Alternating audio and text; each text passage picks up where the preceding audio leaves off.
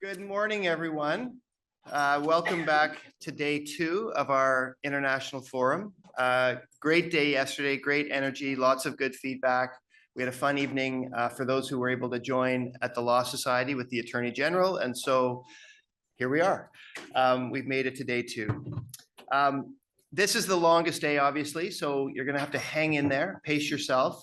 We've got lots on offer, some single panels and parallel panels.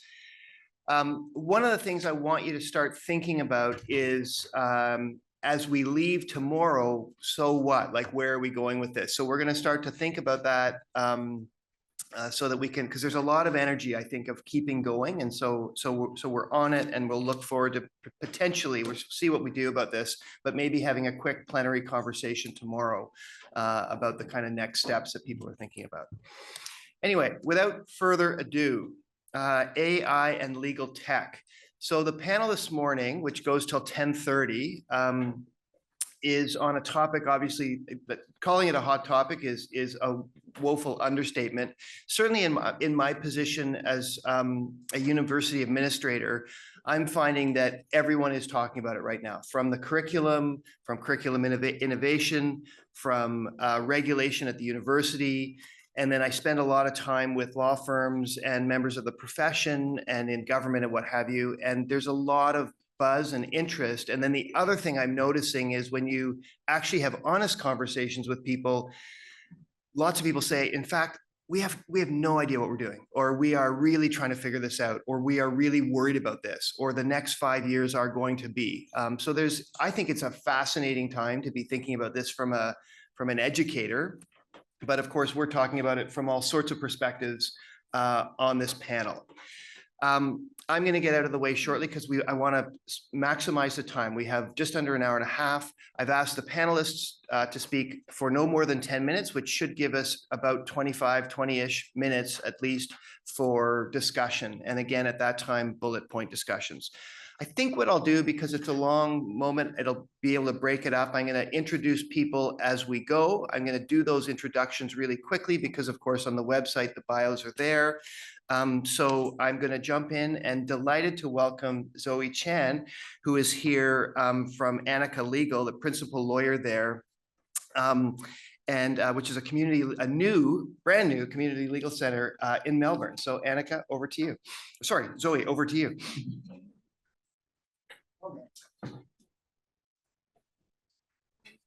Am I allowed to move this laptop? No.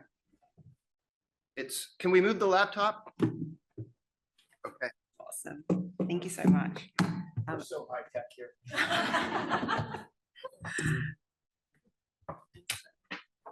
Lovely to see everyone, and thank you so much for that introduction. You'd be surprised how many times people think I'm the Annika in Annika Legal. Weirdly enough, we also have a few volunteers called Annika. It's just very confusing. Anyway, my name is Zoe Chan. I'm the principal lawyer at Annika Legal. As was noted, we are one of the newest community legal centres in Melbourne, which means that we were formally accredited this year, but we have been around for about 5 years. So 5 years ago, we were only an idea in the very intelligent brains of some law students. They went to a hackathon. They had an idea of how to improve access to justice using legal technology. They won the hackathon and was told, hey, this has legs. You should make this an organization. And so they did. And I think that speaks to, the wonderful legal education that we do have in Melbourne, Australia, and the focus that we have on innovation, as well as the importance of access to justice. But 5 years on, here I am. I wasn't one of the co-founders. I only joined Annika about 3 years ago, but I was very, very honored to be able to inherit the legal practice at that time and grow it into the success that we have today. So the reason I'm here with you today is I wanted to share with you that story of growth over the last 5 years. If our organization was a human, we would be 5 years old. So I'm going to be sharing with you our story of learning to walk, learning to talk, and how we use legal tech to help us get there. It is a story I'm very proud of. So just a summary of the wins that we have had. Over our relatively short life, we've helped over 973 renters stay in safe homes. I think I might have skipped over the part where I said Annika Legal is a community legal centre that works on housing justice. We work with renters with disputes against their landlords. As part of that story, we're also very passionate about working with law students in a meaningful and empowering way for those law students, as well as using the legal technology to enable all those pieces to mesh together. So as an example of how we've been able to turn that into success, we've, over the course of the last 5 years, helped 973 renters, which is something we're very proud of. Of particular note, 300 of those renters were in the last financial year. So if you do the math, that's quite a bit of growth over what we were able to achieve in the last financial year compared to the start. We are very passionate about using the data from our casework to not just help individual people, but to engage in systemic advocacy so that we can change the rules for everyone, even if they're not our renters and our clients. So as part of that success, this year we were able to launch a report on our bond recovery service, articulating exactly how our systemic failures in our bond recovery process in Victoria is failing a lot of renters. We were able to lean on our data to show how much money was being held unfairly by landlords, the power indifference in that litigation process, and the real life impact on the renters that we are working with. We were really proud to gain widespread media attention and social media attention nationally, which surprised everyone because it's not often that the media is like, oh my God, a community legal centre wants to talk about bond recovery. But they really wanted to talk to us, and we were splashed across all the radio and all the news and newspapers. We were really, really proud. Everyone was surprised. We were the most surprised, which was, but it was like a very nice surprise. And we know that the reason why that was picked up was because our report had a lot of good numbers in it that media outlets love, but it also had a lot of anecdotal stories and human interest stories in it that the media outlets also love. And because of the success of that report, we've also gained a lot of kind of ins now with government. And the reason why they like us is because we've got numbers, we've got the stories, but we also have very clear recommendations as to what the next step should be. And the third part of that success is we've worked with and mentored over 200 law students in the last year. So that all sounds very impressive, but I think the most impressive part of that is we are a very small organization. Up until last year, we only had one lawyer, me, Zoe, not Annika. And as of right now, we have 2 employed lawyers. So it's still a very small team. Can I just check how we're going with time? So I know if I need to skip. 5:30. Okay, I'm going to skip. So our vision of our legal practice is we basically wanted to do everything perfectly. And what perfect means, I think many of you know, this is a room that understands legal empowerment really deeply, understands the importance of data really deeply, and also understands the importance of giving law students that are volunteering or doing internships a safe environment to learn in. You also understand really deeply. So I'm going to skip over that. And since we only have 3 minutes left, I'm going to skip right to what how we have used tech. I'm literally just going to list what we've done, and feel free to 5 minutes. Feel free to ask me questions at the end. I'm happy to go into it further. So firstly, we believe that by using technology, we can leverage untapped resources in a digital environment to work flexibly and remotely. This means that we can uncover more pro bono support from seconded lawyers, as well as volunteer support from volunteer lawyers in their personal time. They don't have to come into our physical office. We don't have a physical office. We're all online, but we're able to work asynchronously at different times. I'm literally writing that, like working right now in a different time zone, and we're able to help more people without being in the same physical location. And that's one of the benefits of starting an organization during a pandemic. And we're also able to work with a lot more law students, and those law students are able to do more meaningful work. There's no photocopying because we've never seen a piece of paper in our practice ever. And and it also means that we can use that digital way of working with the students to teach them as they're doing their work without me sitting next to them teaching them. They think they have a lot of time with me, but it's mostly just my video. And in that way, I'm able to work with a lot more students at scale at any time. The way we're able to do that, so firstly, we rely really heavily on using Slack as a communication platform. For many of you, you might be using Microsoft Teams, but I would say whatever communication platform you're using, really maximize the opportunity that it offers you for automation, data collection, and also like user influencing. It sounds like I'm like manipulating like a lot of puppets, but it's like in for good, so it's fine. Yeah. And a joke I always make to my paralegals is you might not see me, but I'm always watching everything, like in like Monsters Inc. I'm always watching and I can do that because we're working in a digital environment.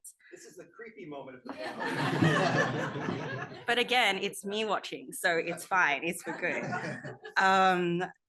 So that's my first point. We rely really heavily on Slack. It's a great platform because it gives you a lot more automation and customization opportunities.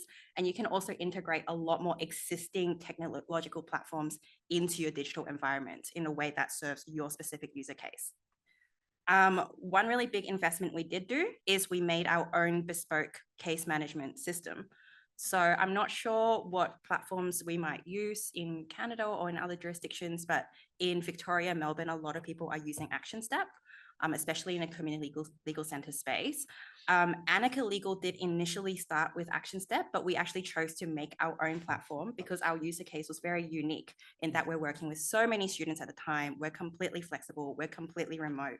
We needed a platform that served our purpose only, and that the specific kind of characteristics of our user case is that we have a flexible and remote workforce and they're constantly changing. So we needed a platform that could serve our purpose of influencing their behavior in real time as they're learning to do the case, but also in an educational and empowering way.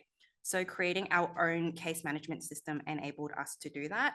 I was originally hoping to use this presentation to showcase that platform, and I don't think I have time, but feel free to catch up with me later. I'm happy to show you what that platform looks like on my computer.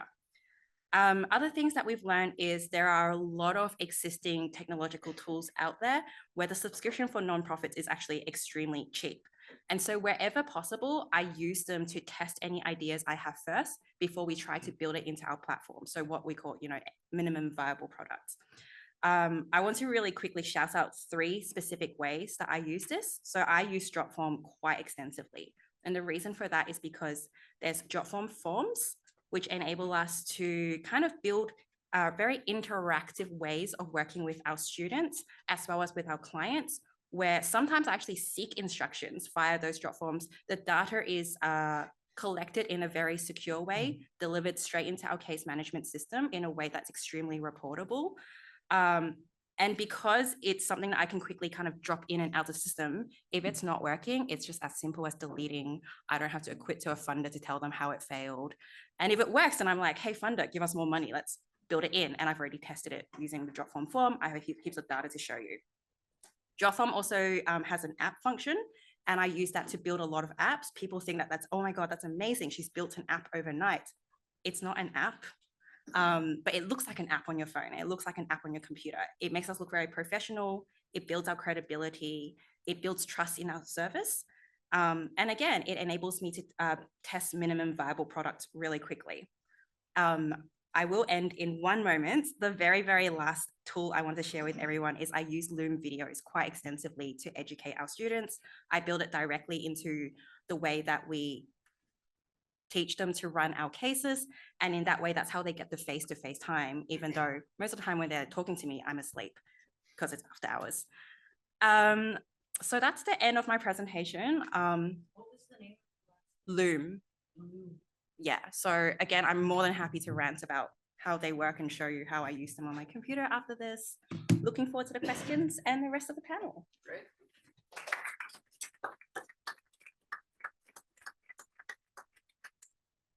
Thank you, Zoe. I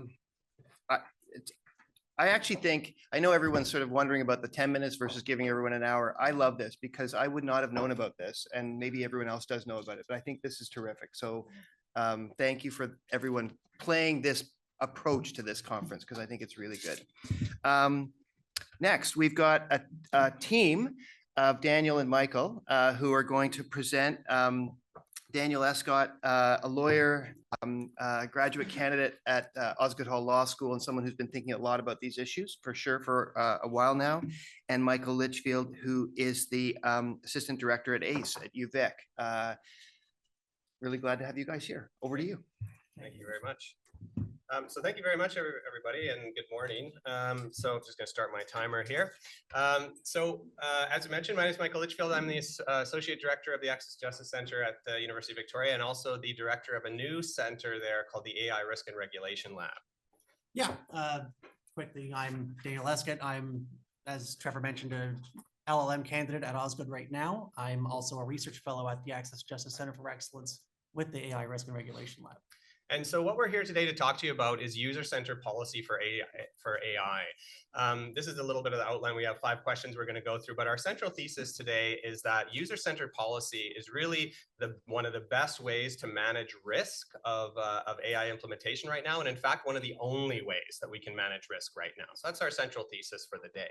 So we'll just start out by talking very briefly about the relationship between AI and access to justice. We've already seen some presentations yesterday, I believe, and we know that AI is going to be used in delivering justice services and in hopefully improving access to justice as we go forward. But with that, we have to recognize that there's going to be positive impacts, but there's also going to likely be negative impacts. And we want to manage those, especially for the populations that we serve in the access to justice world who have certain levels of vulnerabilities. The relationship between AI and risk management, as I've already mentioned, we have a lot of really positive potentials here with artificial intelligence and how it may improve access to justice. But we also really want to focus on the fact that there may be negative impacts. And I won't go through each of these. You're probably familiar with a lot of the potential negative impacts that we may see. Happy to have these conversations, as I'm sure Daniel is. But we just want to be aware that with the positive may come the negative, and we want to make sure that we manage those potential downsides. There is a process that we go through, a sort of formal business process for risk management. Again, I won't go through that in any great level of detail now, but this is a mature management discipline, risk management. And at the lab, we are employing this mature management discipline into the implementation of AI into access justice sphere. How do we manage risk within our risk management programs? Well, we conduct research around the various risks and how they're materializing in practice and how we manage them. We also look to regulation, and I know one of the other panels is going to talk about regulations, so we won't step too much on them, but we do look at the regulation for guidance in terms of principles of how we're going to move forward to manage our risk. And then our central thesis for today is using user-centric policy to manage our risk of implementation. What is user-centric policy? I'm going to pass that over to Daniel. So user-centric policy at its core, at least the way we've started trying to approach it, is that it places, here we go. For our online listeners, if everyone can speak right into the microphone. Absolutely.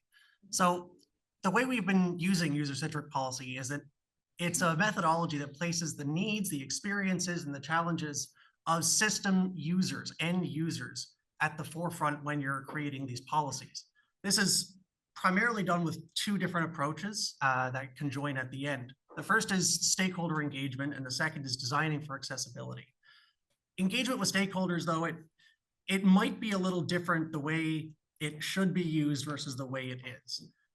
It's not a regular consultation with the charity that your organization volunteers with on weekends. It's not everyone who has everything to do with your organization inside and out.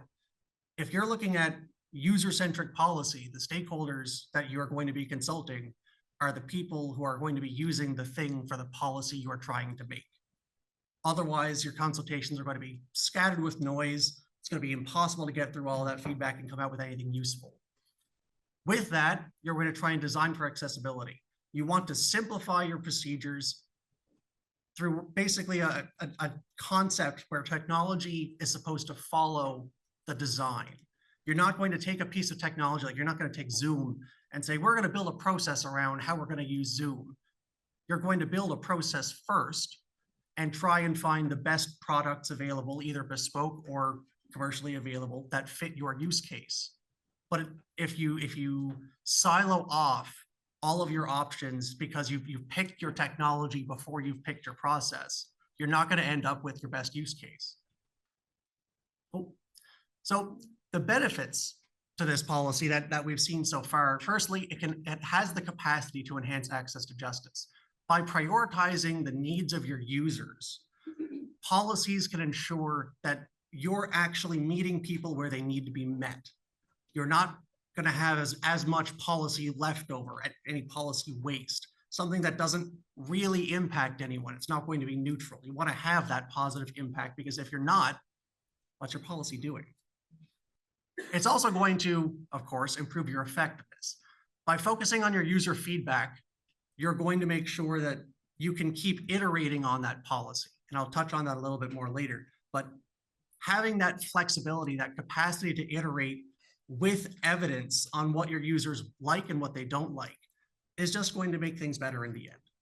And the best example I can give of this right now is the federal court's policies on the use of artificial intelligence. I drafted these last year, going through this year. The first round was published in December of 2023. There was an update to one of those policies in May.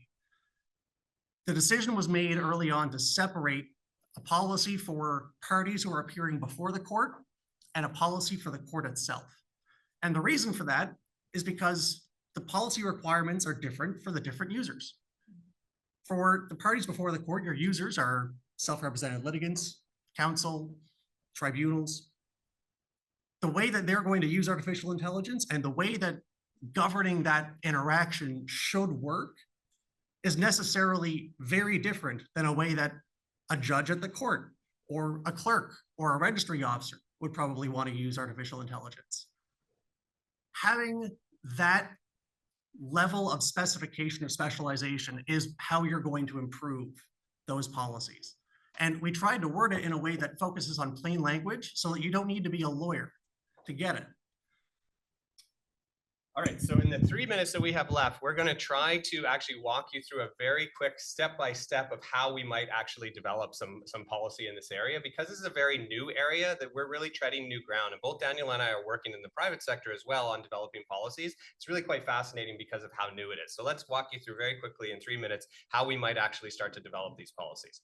Step one is to look at domestic legislation currently in force and try to pull some principles out of that. So for instance, privacy law, very applicable in this space. We have policies like informed consent, like user control over their data. So we try to bring those principles into our policies.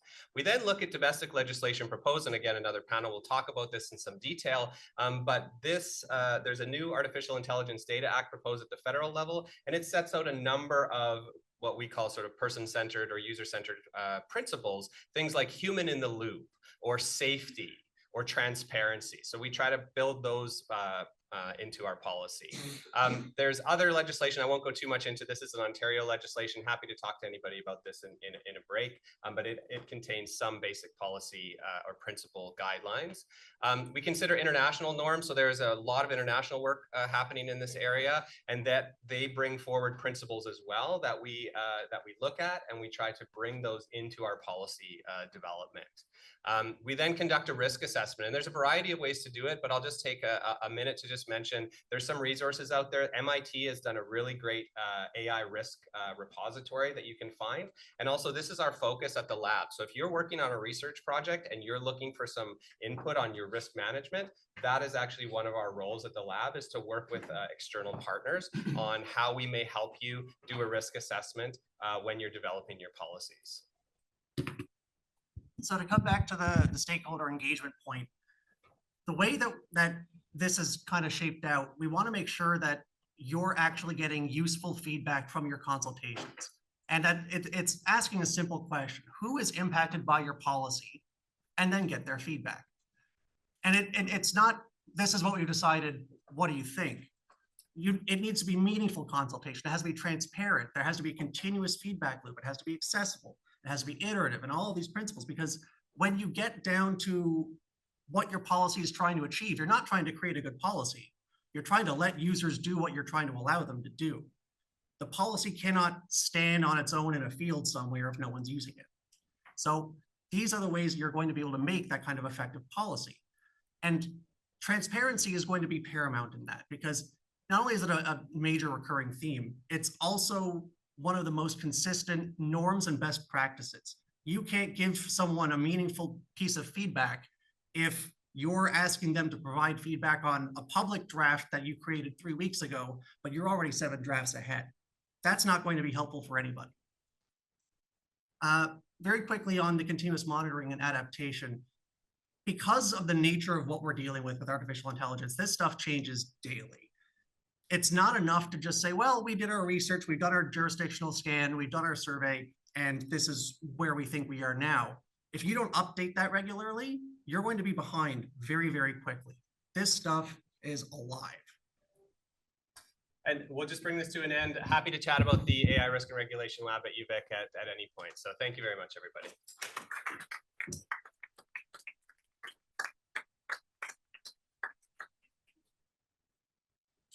We're starting to see a master class in timing here. So Nye, don't screw it up. Our next speaker, my colleague Nye Thomas, whose office is down the hall from me, who runs the Law Commission of Ontario, is going to speak about AI, tech, and human rights. Nye, over to you. Thank you, Trevor. Can I get my slides up? Sorry, can I get the...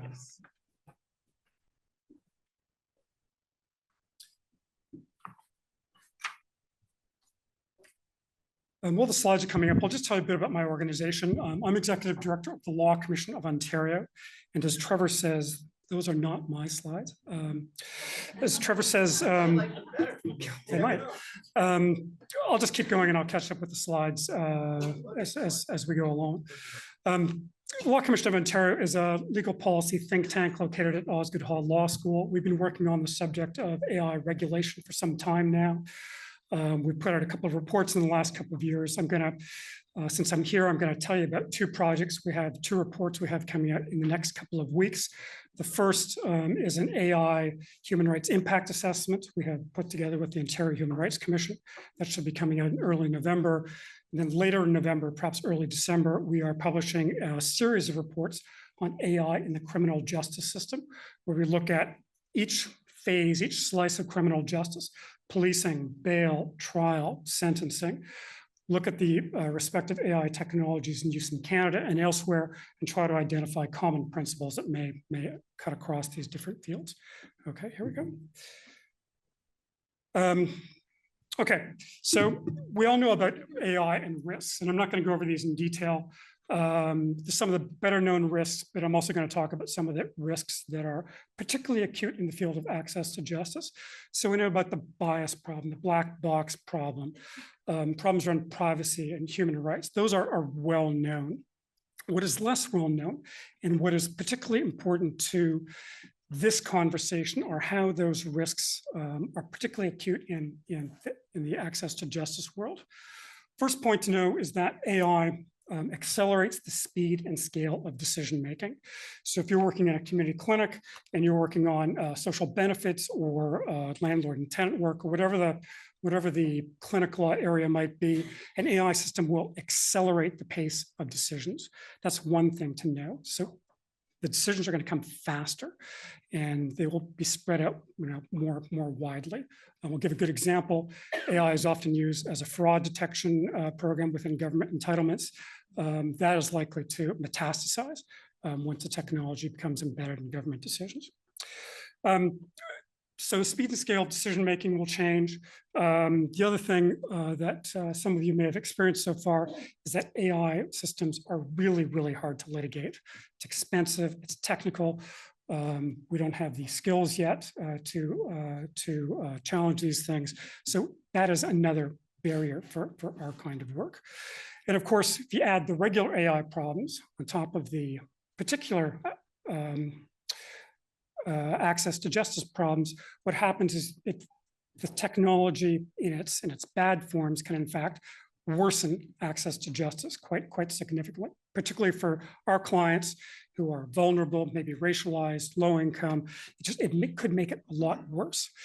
So what is done about this? Well, there's a emerging, I shouldn't say emerging, it's live. There's this concept around this idea called trustworthy AI, which really tries to capture a whole series of ideas around how you make the technology beneficial.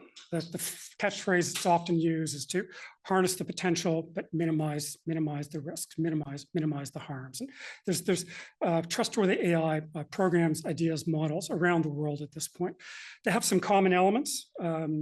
disclosure, risk-based, talk about privacy, talk about human rights, impact assessments, data standards, and the like.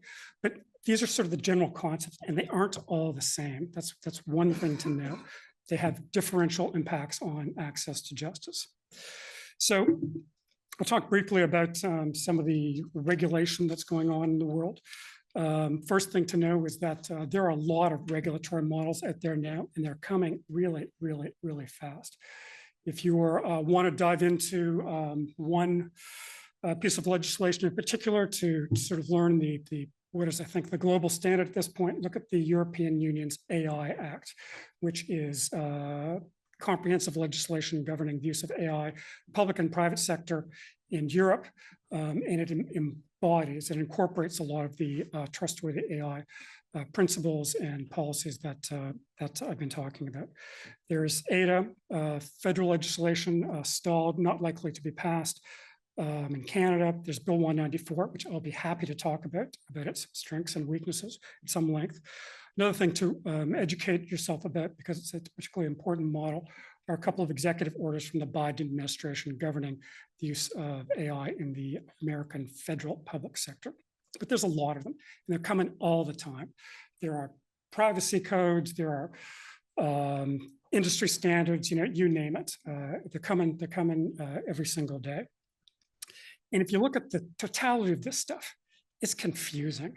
There's a lot coming down the road. It's coming every day. Sounds like there are common principles, but once you dive into the details, you actually realize there are very significant differences between the EU AI Act, Bill 194, an industry code, et cetera. So it's not all the same, although it sounds like it's all about AI regulation. Some of it's clearly better for access to justice than other parts. One thing to note, and this goes to Trevor's point that he made at the beginning. We know a lot more about AI regulation than we did 3-4 years ago. If we were talking 4 years ago, we'd be putting our hands up saying, "Oh, this technology is so complicated. How do we regulate this? We're going to be overwhelmed. Dystopian future." You sort of know the conversation. We've in fact learned a lot about how to do this stuff in the last couple of years. So the conversations are much, much more sophisticated, detailed, impactful than they were even just a couple of years ago when people were first beginning to dive into this stuff. So my organization has put together kind of a checklist, a list of questions for what is good, trustworthy AI legislation. And I framed it here as a series of 10 questions that we think can be used to analyze, respective policies, proposals. This slide deck is in the material. It's also embodied in a lot of our work. So we've talked about this a lot. First question, not the only important question, but one of the most important questions is, what's the form of regulation? You're talking about law, you're talking about ethics, you're talking about an industry code. Clearly, as in all areas of public interest regulation, public interest governance, that's an important question. Is it law? People often talk about AI ethics. I prefer the conversation about AI law because it's more enforceable, it's more meaningful. It's more applicable for the kind of work that we do. Second question you have to ask yourselves, are there exceptions? A lot of AI regulations, for example, accept criminal procedures, criminal law, criminal proceedings from their governance. Bill 194 in Ontario is a particularly notable example of that. It applies to a lot of AI systems in the public sector. Courts are excluded, police are excluded. If you know about the history of some of these systems, you know that facial recognition technology, other forms of biometric surveillance are in fact the riskiest technology. So from our perspective, criminal law, courts should not be excluded from governing legislation. Third important point about notice and disclosure. Again, as I go through this list, you'll begin to realize that, when I'm talking about AI regulation, these are in fact principles of good regulation, across the board. So it's not, this is what I mean about how it's more sophisticated than it was a couple of years ago. A lot of stuff isn't original. We're applying, well-known governance techniques, legal techniques to ensure the technology is regulated thoughtfully. So notice and disclosure. Particularly important concept is this idea of an AI register. So is the government, is the police service, is whomever required to disclose that they're using AI? And then what is the nature of that disclosure? What is disclosed and when? Thank you, Trevor.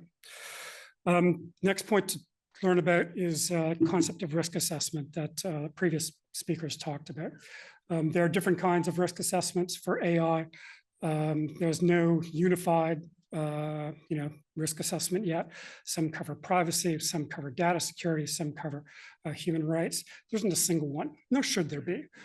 These different areas of law, different policies, different objectives have different questions, and therefore you shouldn't have a single risk assessment applying to all situations.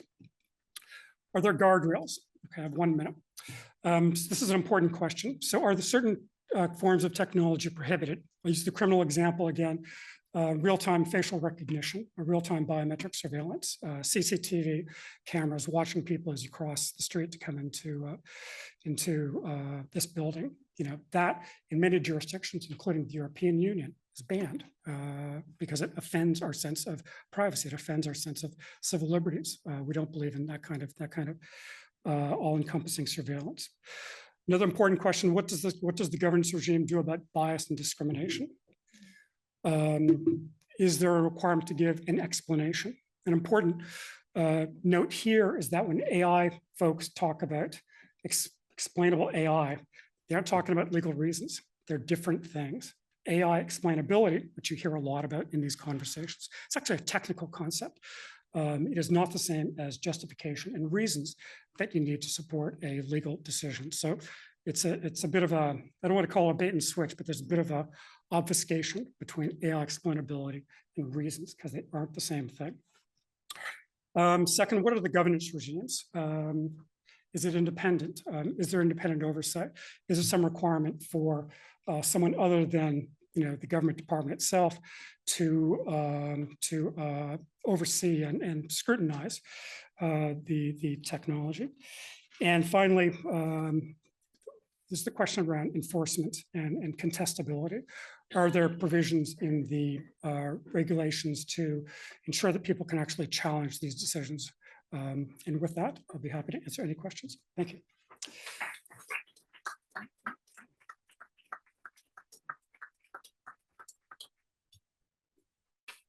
Thanks, Nye. And I do encourage people to check out the Law Commission's public materials. There's tons of great work going on, including in this area. Next up, my friend and colleague down the road, David Wiseman, who's faculty member at the University of Ottawa, talking about AI and tech in the context, I think, of primarily community justice. But here we go, David, over to you. Thanks, Trevor. Good morning, everyone. It's a pleasure to be here, and thanks to the organizers. My sympathies to Zach. It's not often I'm on a panel organized alphabetically and I'm not last. So I want to be on more panels with you because you never get out of that. I want to acknowledge that I live and work in Ottawa on the unceded territory of the Algonquin. So in my few minutes today, I will talk about the need for some new approaches to fostering the development of smart legal forms for priority justice seekers. My remarks are based on research I undertook with Julie Matthews over the past 2 years or so, completed last summer. The research was done for Community Legal Education Ontario, which you would have possibly heard about already at our forum, and Julie was formerly the ED of CLIO, and it was funded by the Law Foundation of Ontario. Before digging into the issue of smart legal forms, let me say something about our motivation for exploring that issue. Over the preceding few years, we had worked together on research that highlights the good quality and essential assistance provided by frontline workers who are not lawyers or legal professionals at community-based not-for-profit organizations to clients who have law-related problems. We call this type of assistance community justice help. And Julie gave a presentation yesterday providing some examples of that.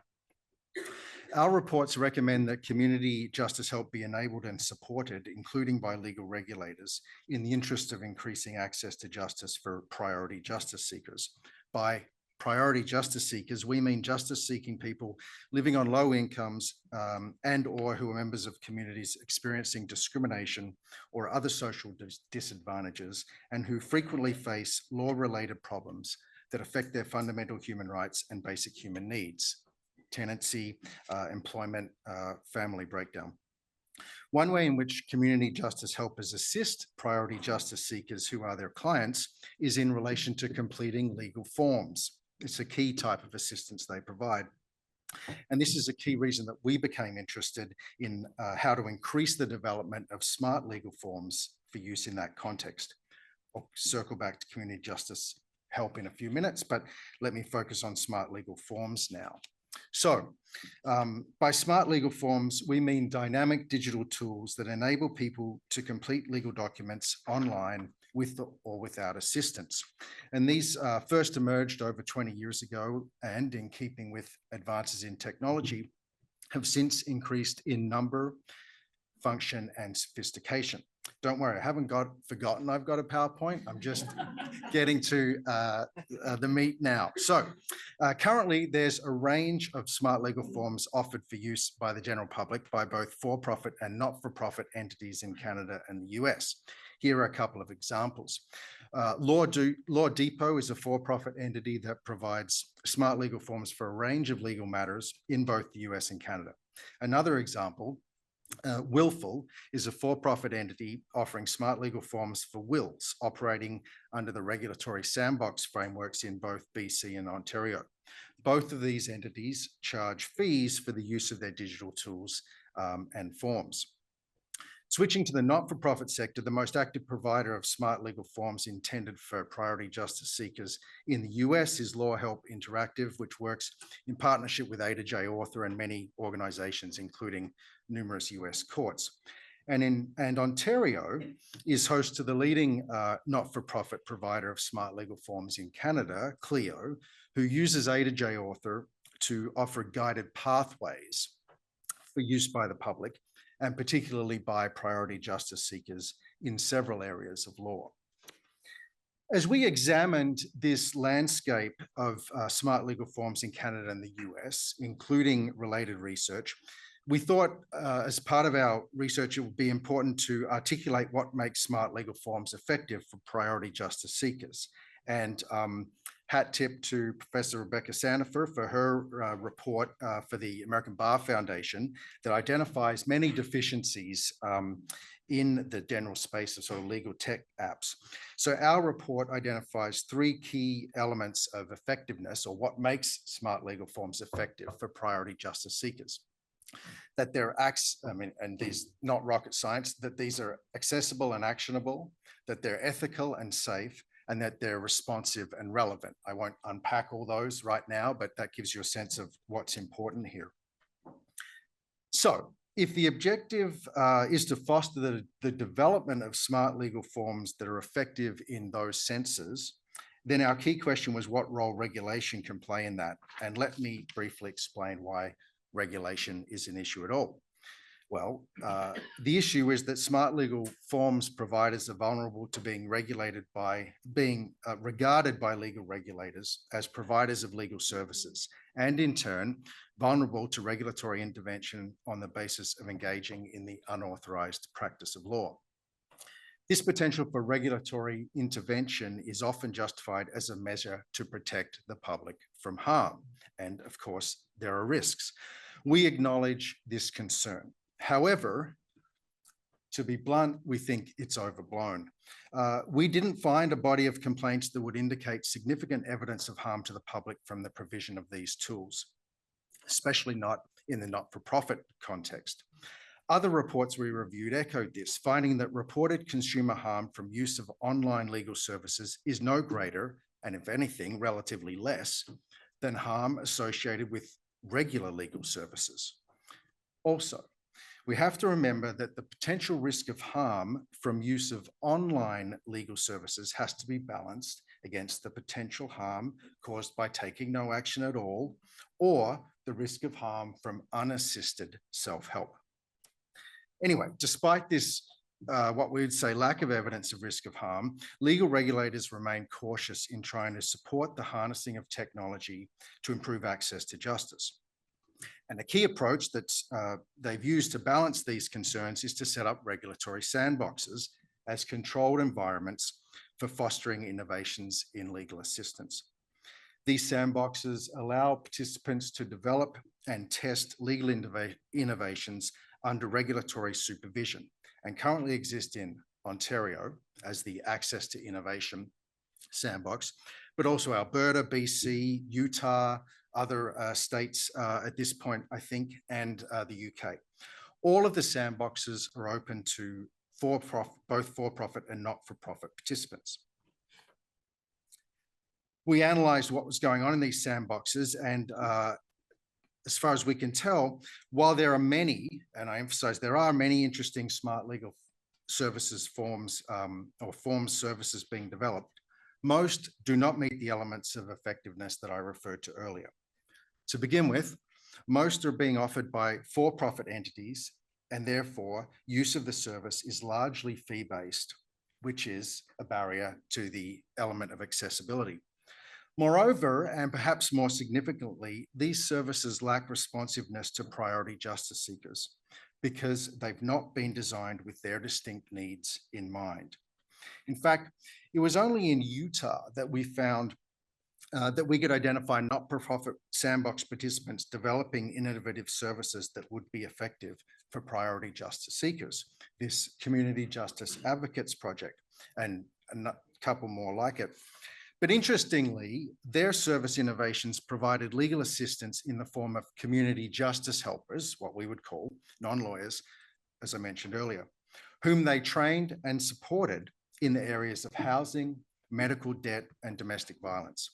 Their help included assistance with completing legal forms, some of which might be online, but the projects did not focus on developing smart legal forms themselves. So the establishment of regulatory sandboxes in our analysis is not an approach that's producing significant gains for priority justice seekers in relation to smart legal forms. Our report also considered some other approaches that have been taken, but in the interest of time, I won't go into them now. Suffice to say that they're not generating significant relevant activity either. We therefore think that some new approaches are needed, and our report recommends action on two complementary pathways. Along the first pathway, action would involve legal regulators providing clarity and certainty that this activity, at least when undertaken by not-for-profit entities, will not be subjected to prohibitory regulatory intervention on the basis of unauthorized provision of legal services.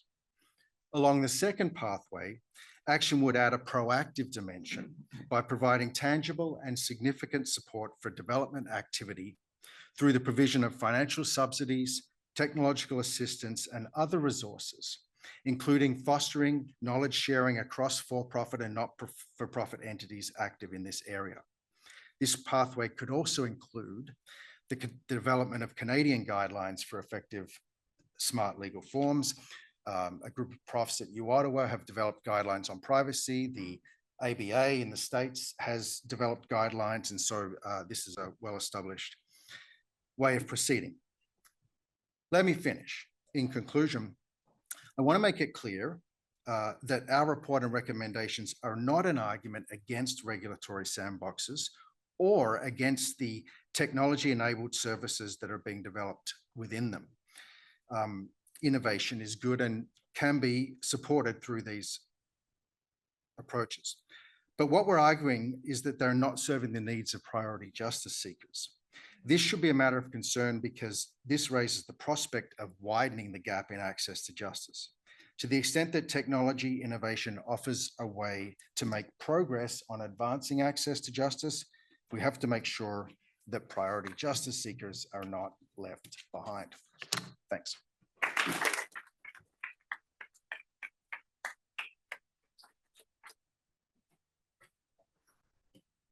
David, thank you very much.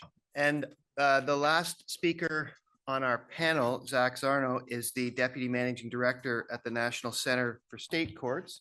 And Zach is going to speak with us on the issue of courts, technology, and outcomes. Zach. Thank you. So if you're like me, like I know I am, you want to use tech to improve outcomes and increase access to justice. I work in the United States, and in the United States, we have some challenges in doing that. So I want to lay out sort of the landscape that will also inform the approach we took. And I'll give you 3 examples of concrete things we've done that are live now. Sorry, 2 are live, 1's almost live. The first is that whether it's true or not, every court thinks it's special and different. So working with courts can be a challenge when you're trying to scale things. For example, if you're in a centralized system, you have top-down procurement and tech stacks and everything flows through that centrally managed process, which can be good, but it also means breaking in with something innovative can be really hard. If you're in a decentralized state, if you find the right court, you can get away with all kinds of fun stuff and do really interesting things. But then scaling it outside of that individual court can be really challenging because the court right next door is doing things totally differently. In the US, in some jurisdictions, the clerk of court is actually not a court employee at all. They're a separately elected constitutional officer. So if you're doing stuff that deals with data or court records, you might be negotiating not just with the court, but also with that separate constitutional office, the clerk. Of course, no courts are well funded, so financially you have to make sure whatever you're building is sustainable and can be budgeted for and actually be afforded. And then lastly, as you all know very well, in some courts you have online, relatively modern case management systems or practices, and in other courts, we're still using pen and paper. So given that context, I want to share 3 things we're doing that are focused on debt collection cases, although if we have time later during questions, I'm happy to tell you about some others that are outside of that outside of that debt collection case context. The first one, and this is live, so if you've got your phone out, you can play with it right now. This is on the Philadelphia Municipal Court website. It's called Cody. And this is designed to address a couple problems. We know that when people get sued for debt, they both don't really understand the documents they receive, and they don't often show up. And that's bad.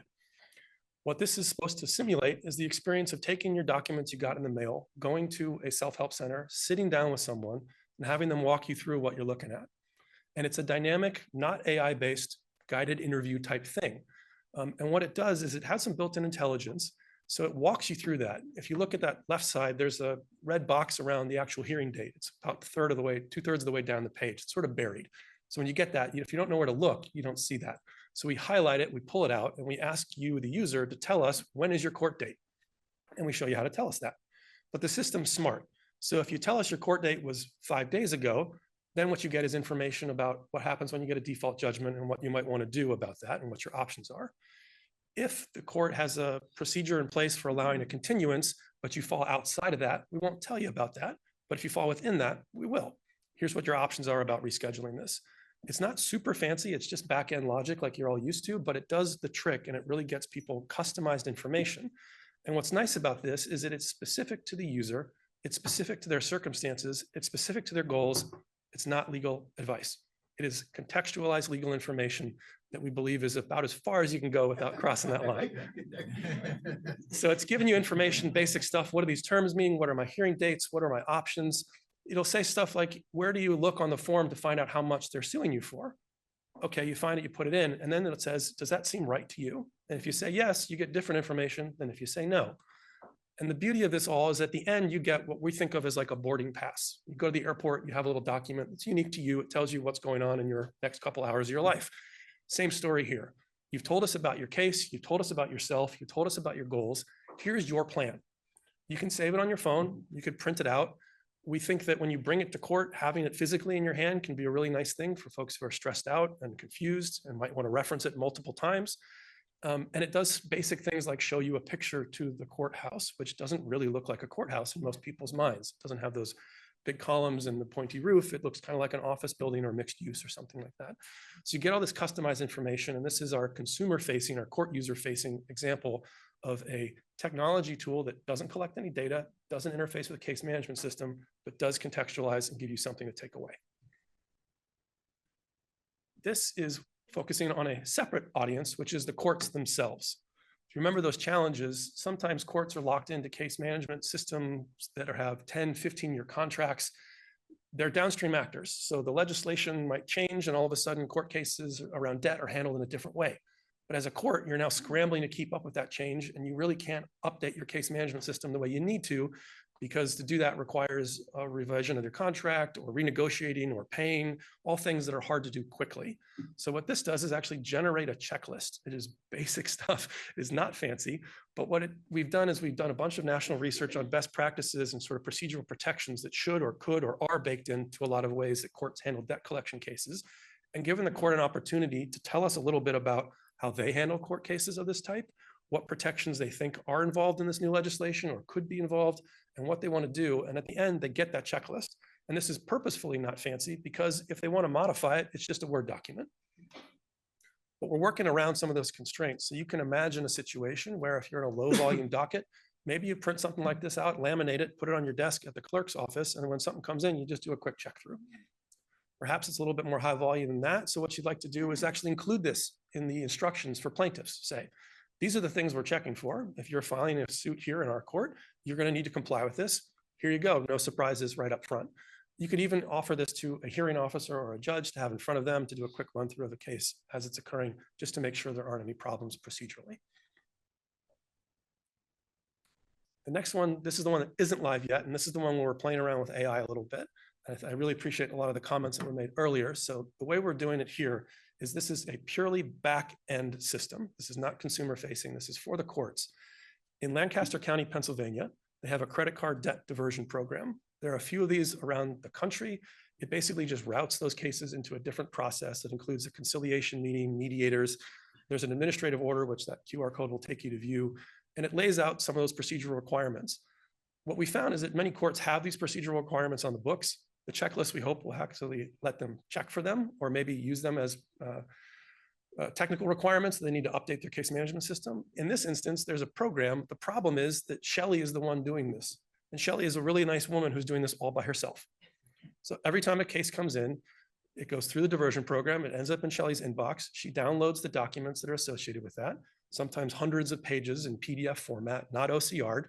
And then she gets her calculator out and she scans through all this and tries to figure out, is the amount claimed justified by these supporting documents? Are they within the statute of limitations?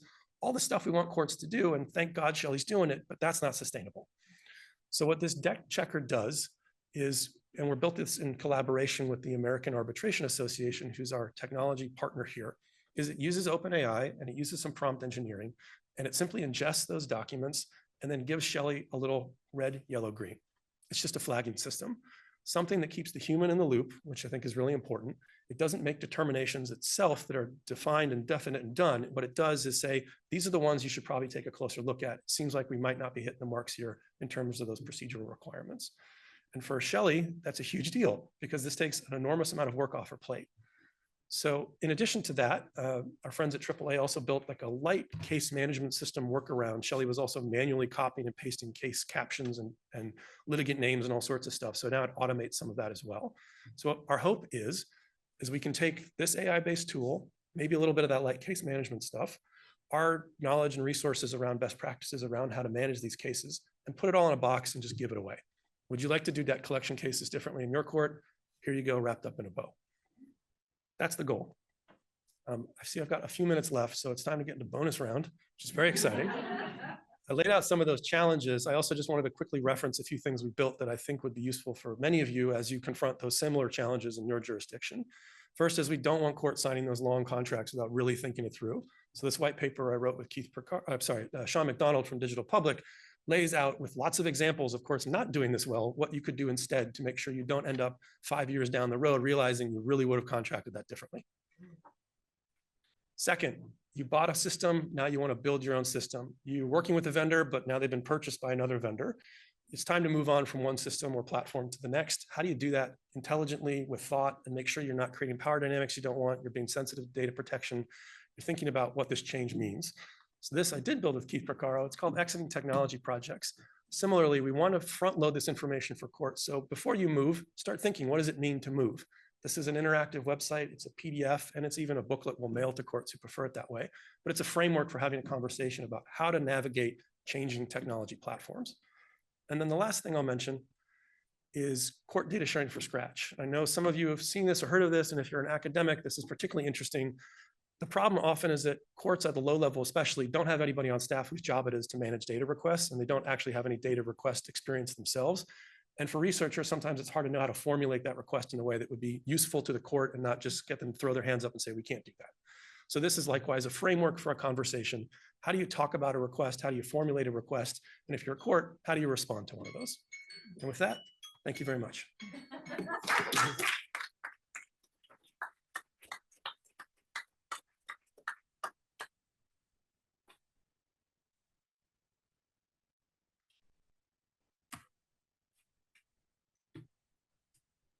I can grab that. Yeah. Okay. First of all, thank you, everyone. Fantastic panel. We've got just under half an hour. So the goal now is to get into it. I want to flip the room and get folks engaged because I know there's lots of people who are thinking about these issues. So the floor is open. We can talk amongst ourselves as well, but we're going to start right there. And we do have a mic. If it's taking too long, we can rove around a little bit, and I'll manage the chat as well.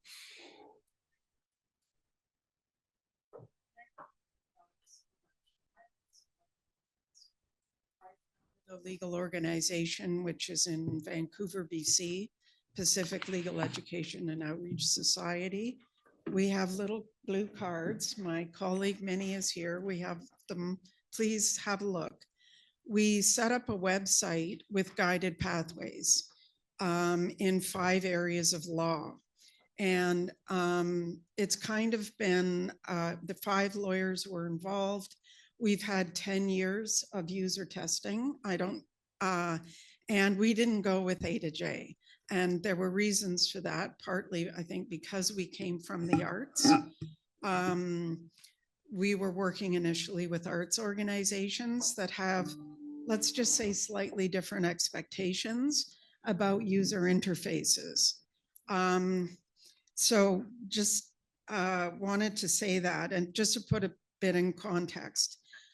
David, we haven't met. I can't tell you how, I know Julie, I've been waiting for this research because light touch regulation, like, I'm sorry, this is all information. We're not part of the regulatory sandbox.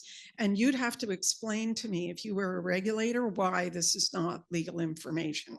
So here for that recommendation.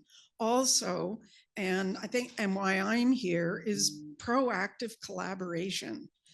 The issue that I'm foreseeing and that we're having a conversation about is these tools are not openly available. We are all reinventing the same wheels effectively with GPT-4 or whatever. You know, I'm not that familiar with everybody's stuff here, and I'm just blown away by what's happening in Australia. And gosh, I wish that we had somehow done that 20, 30 years ago when a lot of this stuff started. So what I was going to say was, if anyone here has some ideas about how we are going to user test comparing an AI chatbot and guided pathways. I'm very sort of curious about the interaction that you spoke about yesterday, Eric, of a guided pathway or a guided interview and substantive law. We have great to-do lists and all this stuff. On the guided pathways, we know AI isn't able to do decision trees yet. So we're probably around February, March, we'll have this chatbot. And the sole purpose of doing this is to compare the two and see what people want. Are people really going to want to use an AI chatbot? Or are they going to prefer a guided pathway? Or are they just going to do a darn Google search? Because that's also what the research in the UK is starting to show in certain contexts, is that they're defaulting to Google. Let's focus in on that question, Yeah. and we can push it over to the panel and see if anyone wants to jump in. David, I know with the work you and Julie and then others, I know will want to jump in as well. So quickly over to you, David. Yeah, just as I met Minnie briefly last night, and I was really interested to hear about the organization. I look forward to finding out more about it. I just one comment on that last where you ended up in terms of sort of testing things and that. I mean, I think that's an example of where maybe there's a role for the Law Society in helping to set up testing infrastructure or whatever, or information sharing around that sort of thing. I mean, I don't know. I don't do that sort of thing, and people might not may think that they're the best ones to know who to what testing pool to get together. But maybe that's examples of things where there's a way that an infrastructure can be built to help anyone in doing some of the essential steps that are needed to work out if technology is going to work. It's not to regulate it; it's to just help it happen. I've got a couple of questions from the chat, but I do want to, Zach, contextualized legal information. I think I'm now a contextualized legal education educator, but in any event, have you had any pushback?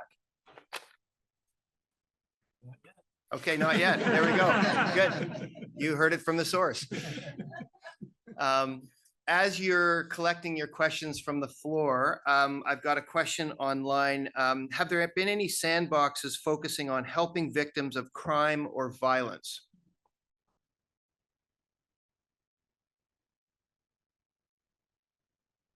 Well, so the question has to become: is there anyone in a sandbox who's doing that, developing those sort of programs? Because the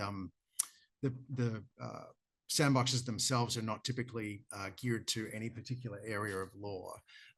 So, I mean, I think there are, sorry, what were the areas again? The question's been taken off my screen. Crime and crime. So certainly domestic violence. Violence, crime and violence, yeah, thank you. I mean, the one example I gave from Utah included, there's an outfit there who's doing some work around that. So yes, there is some around crime.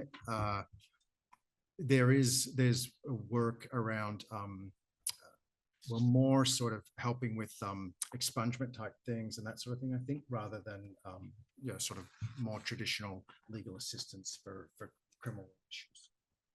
Okay, that's my understanding. Just one quick add, it's not in the sandbox, but the Kansas courts in the United States have an online platform and portal for domestic violence cases that is somewhat special in our system, and allows for filing a request at any time, day or night. And it's got a little bit of a interesting online platform technology behind it. It's called Kansas Protective Order Platform, K-pop. You say K-pop? I think so. Yeah. Does it come with the soundtrack too? I didn't name it. All right, good. Yeah, and then, yep. No, is you're okay? up. Yep. Hi, I work at the Newfoundland and Labrador Human Rights Commission. This is kind of what I'm talking about on the panel tomorrow about tribunal redesign. But I find all this stuff very interesting, but what I'm not seeing is kind of a discussion about how we can change the process. So it's not about the AI, it's not about the forms, it's not about portals. I love all that stuff, but we're still tacking this on a really antiquated legal process.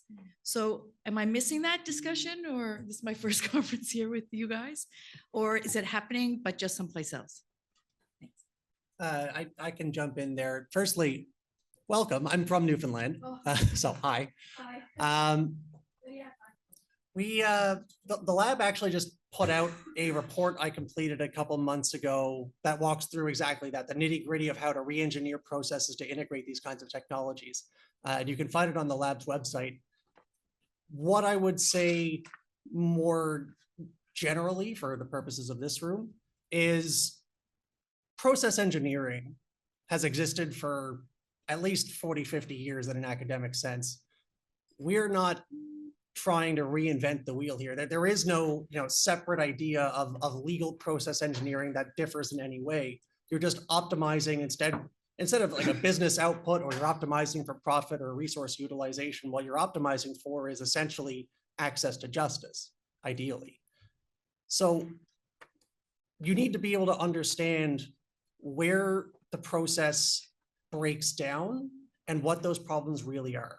If you can try and import some of that understanding of what are our users experiencing that they feel is a challenge, whether or not you think it's a challenge or whether or not there's data saying that from our end, this is a problem for us. What's the goal of the change? If the goal of the change is to improve access to justice, you're talking about your end users. If the goal is to improve efficiency, your users are going to be internal. They're going to be your internal stakeholders, your tribunal members, administrative staff. So it's all about having a much more narrow sense of focus and then just taking it granularly one step at a time. I'll just build on that to just say Go just ahead. very quickly that, one of the primary challenges that I think everybody in this room faces is organizational resistance to changing these processes. And one of the unique things about AI is that we all kind of realize that this change is actually coming, whether we like it or not. And so what I'm sort of seeing is a renewed, well, not interest, but recognition that some of this change is going to happen, whether we like it or not. So we're sort of at a unique time, I think, where we can start to push change in a way that I haven't really seen it happening over the last sort of 10 to 15 years that I've been working in this area. So that's where I sort of see the unique opportunity here with the technology is in a way it's making everybody nervous that this change is coming, but in another way, it's sort of opening up conversations that we do need to make some process change. Yeah, let me just add sort of a supplemental thought. I mean, there's the process of change where you integrate AI into an organization, but then there's also the process of changing the AI itself. And that's where the idea of impact assessments, risk assessment tools come in. And there is a wide and deep community of people who are working on impact assessments for AI. I talked about one of them that we have developed with the Interior Human Rights Commission, which is essentially a structured questionnaire that we're asking organizations and developers to go through to assess the human rights impact of their AI system. And if it turns out there are risks, there are mitigation strategies recommended. And there are a million of those tools around. Ours happens to be a Canadian one, which is new. But that model, just like risk management generally, has been around for a long time. So there's really two aspects to process change. One is integrating AI, which as an access to justice guy, I actually think is a very good thing, notwithstanding my criticisms of it. But then there's also how you change the technology itself to meet some of the objectives, whether it be human rights, privacy, access to justice, which is also an equally important task. I'm going to come to Noel in a second, and Kate, I've got a question online, but I think one of the things that I'm hearing from the question is that idea of sort of end-to-end change, like the idea of culture shift and thinking about if we were to start again, the justice system again. And I don't know if that's right or not, but the idea of, I think there is some talk and some effort around that. Others in the room will know better. I mean, I know our colleagues from the UK, there's a lot of efforts to really think through from the technology side, the end-to-end approach on how cases go through, but others will be able to talk about that. Different rules reforms committees are trying to think through, if we were to start again, what would that look like? I think it's hard to change the airplane as we're flying, but I think that's the real question, right? Is how do we do justice that meaningfully changes the outcomes? And so it goes back to some of what Zach was talking about. Yeah. Sorry, can I just Yeah, David. just reaching back to the earlier question about the criminal and domestic violence in sandboxes. I realized it's an opportunity to sort of make a point, which is that that's one of the issues with sandboxes, that they're one size fits all and everyone's welcome. And so if we think that technology or whatever innovation has a role in either of those areas, they're not big profit making areas necessarily, and lots of high needs folks are involved in those areas, or they're high crisis, then maybe we need sandboxes or other things to specifically encourage and support development of things in those areas, because the one size fits all isn't necessarily going to achieve that. Right. That idea of being welcome in a sandbox. I don't know about you guys. I always got beaten up in the sandbox. So I've got like not great memories of sandboxes, but whatever. Sorry. Did I say that out loud? All right.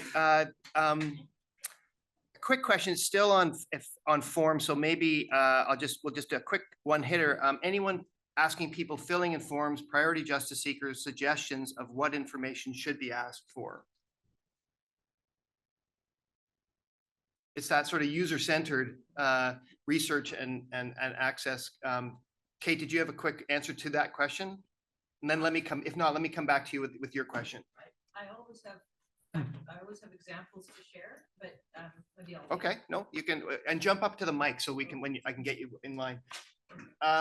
As people are, David, do you have an example of that where people are, or others? I Julie? think an outfit like Willful that's doing, Wills is probably using some design principles around, trying to interface with users. And then others, I assume the guided pathways that Clio develops are, based upon, thinking about the user experience. Although if you're filling a sort of form that already is dictated by the court system, then there's some limitations to how much you can play with that.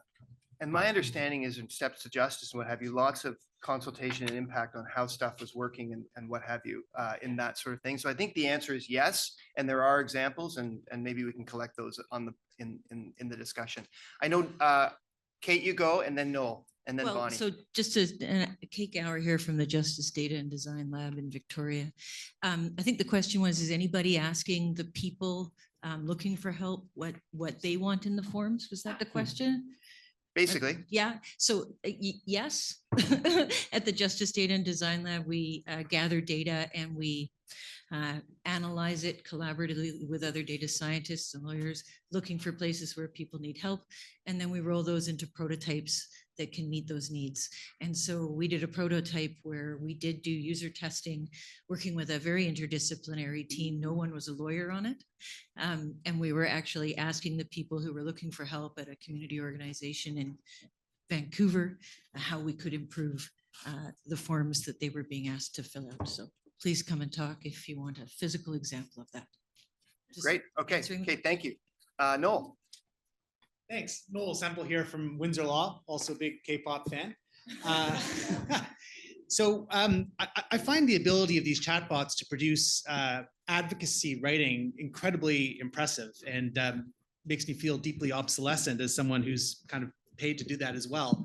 And I'm, marking pleadings that my civil procedure students have drafted right now, and they're already asking whether they can use ChatGPT, which is a whole nother thing.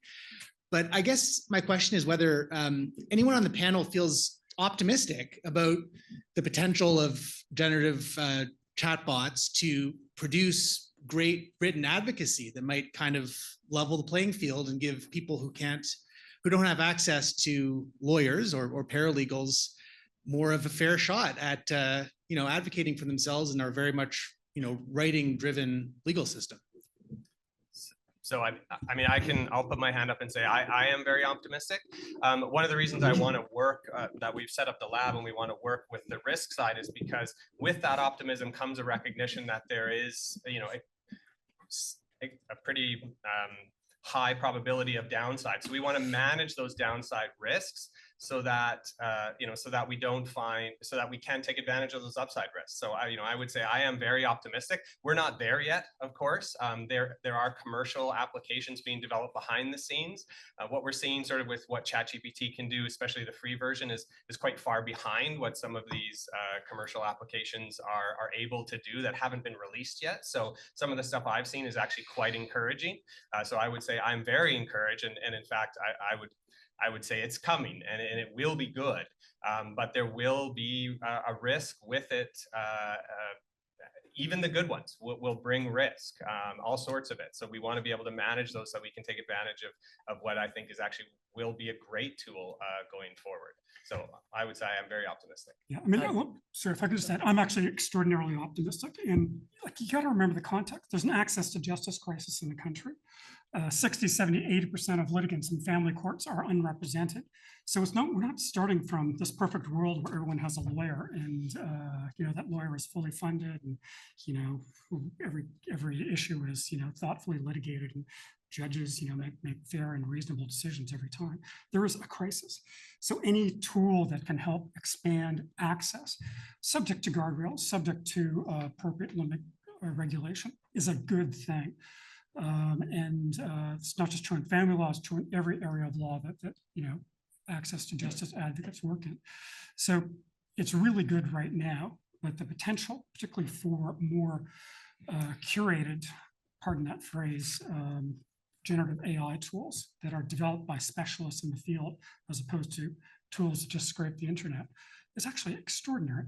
And we should be supporting it as best we can. I probably also wanted, I didn't think I'd be the downer on this panel. Wow.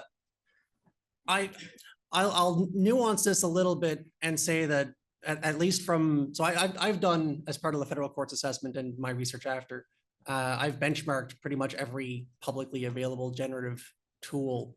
And where things like, not just ChatGPT, but things like Lexis plus AI, Westlaw Co-Counsel, all of these things are a certain kind of generative AI called large language models. And their significant limitation, and I think the biggest risk, going to Michael's point, is it doesn't know what it doesn't know, but neither do you. If you're using a large language model to draft your documents, if it doesn't know something, if you don't explicitly give it 100% of your information in your prompt, it won't tell you, hey, I don't know whether you lived in Detroit in 2008, but if you don't say where you lived in 2008, it might just say you lived in Utah, because that's how the large language model works. It's based on statistical probability of what word should come next in the sentence. That's where you get things like hallucinations. And all of these models are equally guilty of it. I think, going to Nai's point, it's a great opportunity to start leveling the playing field, but there's so much capacity building, both with lawyers and non-lawyers, on how to get more out of this tool than what you're risking. And honestly, I think that generative AI is the greatest red herring of this entire operation, in the sense that most of the value and impact on access to justice that AI could have is not generative. It's data processing, it's streamlining, it's cutting down the barriers and systemic issues in access to justice. It's not whether or not it can write a memo. Honestly, like ChatGPT for $30 a month is the world's cheapest first-year associate, but that's all it is. If you would not hand your file to a first-year associate fresh out of law school and trust it to produce a perfect memo that you don't need to check whatsoever, and you have no information or education on how to figure out where it's screwed up, you probably shouldn't be using it for that. But there are so many other ways you could get value out of these kinds of tools that aren't generative. Sorry, can I just add on to that? Yeah, and then I want to leave some space. No, it's good. Go quick, and then we'll get Bonnie and Kate in. So as a practicing lawyer, and we work exclusively with self-rep litigants once they're at the litigation stage, I have definitely seen submissions before that are, when I open it, I'm like, oh my God, this printer did so well. But it turns out it's just it's the form of what they've written through ChatGPT that is perfect, but the law itself and the facts itself are completely inaccurate. It actually makes it harder to advise them, because they think they did a really good job. And now I have to fight with their use of AI, where I have to convince them that I'm like a better AI. So I think it actually presents, those risks actually present more challenges to access to justice from a practice perspective. And it's also disempowering for us to basically be saying to people, hey, if you can draft your story in a better form, you'll level the playing field, when actually we should be maybe asking the question of, can we use AI to make sure the courts are actually listening to human stories, even if it's not presented like a perfect legal document? I think that's, from my perspective, a better way of leveling the playing field for people. Great. That connects up the dots really well with the other question as well. Bonnie. Super interesting point. I apologize. I want to go back a bit to the crime victims piece, because I was checking. We at the California courts, we have a self-help website, and there's a lot of information for crime victims about processes that are pretty short, pretty straightforward. And we had developed some forms. But then what I was remembering is that, in a sandbox type way, all of the district attorney's offices that prosecute crime and the attorney general's office offer crime victim support people who are can be with a victim and help explain the process and the systems and all that. They're not lawyers. They're working under the direction, I suspect, of the district attorney, but they're, explaining the process. They're helping people fill out forms, all that kind of thing. So I just want to step back and remember that government that's always my pitch, have them put in the resources, have the court provide more assistance, do those kinds of things. But there are ways to make that happen. And one of the things I think I love about the AI responses are that there's usually, well, maybe because the questions I ask, there's usually a lot of empathy, like, oh, it sounds like you're going through such a tough time, good for you that you're taking those steps. And I think for crime victims, that also might be somewhat reassuring, because I think as human service providers, sometimes we forget to do that. Thanks, Bonnie. Kate, we're almost out of time, so quick question. You talked about making change happen and the culture shift that we need to undertake in the law. Or perhaps that came out in the questions. So I'm hearing a lot of collaboration, interdisciplinary nature of everyone's work here. I've heard about process engineering and organizational behavior from the justice yesterday. But I'm curious, risk management being a very fundamental and longstanding program, in bullet points, how does it manage the thing that lawyers want to jump on, which is there's so much risk involved? How does it rein that in? What structure does it give us? We've probably got about 1 minute. Okay, 1 minute for all of risk management. Perfect. Well, I will just say then with 1 minute that it is a mature discipline. There is a lot of information out there. There are formal programs that we run and step-by-step programs. And it's a human discipline, so it's not perfect. I mean, I'll say I've been doing risk management for about 15 years, and many of the programs that I ran did not identify a global pandemic as a potential risk. So it's a human thing. It's not infallible, but I can't go through the step-by-step, of course, but there are resources. I'm happy to share them with people. There's everything from very simple risk management that I do with nonprofit clients to, multi-year, very expensive programs that we run with large commercial clients. So it is a mature discipline. There are step-by-step processes that are involved in it. It really breaks down to that very basic process, which is risk identification, risk analysis, risk mitigation, treatment, which is what. Fantastic. Well, we are coming to the end of the session. We don't have any more questions online. A couple thoughts. I mean, I actually think several things can be true at once. We know that there is a fire hose of unmet legal need out there, right? Way more legal issues and problems than any number of lawyers that we have now anyway, or in the near future will solve. So that sort of goes to Noel's point. I think like filling the gap, that kind of thing. At the same time, going back to Zoe's point, and it's not just about any help and the notions of what kind of help and what have you. And then going back to the question about, what is the context that we're trying to get in the first place? And are we trying to fit in a modern world in a system that is now totally not able to catch up? And probably the answers to all those questions might be yes. And so finding a way to think about these things in a nuanced way that isn't, do we do this or that, but how do we do both? And how do we sort that through in a way that is coming not just from a place of fear, like, oh my gosh, there's going to be no more humans on the surface of the planet, to, yeah, that might be true, but how do we coexist and actually continue to do stuff really well, and using this new tool and these powers and what have you. So I think that's some of the stuff I'm hearing as we move forward. But with that, I just want to thank our panel. We are now at 10:30. We have 15 minutes break and carry on.